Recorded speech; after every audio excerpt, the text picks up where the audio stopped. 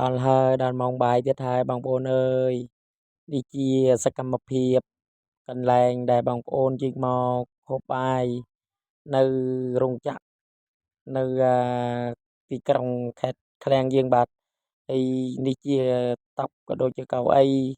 បងប្អូនអង្គុយសម្រាប់ហូបនៅនៅក្នុងរោងចក្រនេះបង្ហូបបានដាក់ទុកដាក់ឲ្យហើយឥឡូវនេះដល់ម៉ោងបងប្អូនយើងធ្វើដំណើរចេញមកហើយអូយ៉ាងច្រើនបងប្អូនធ្វើដំណើរមករោងចក្រជិត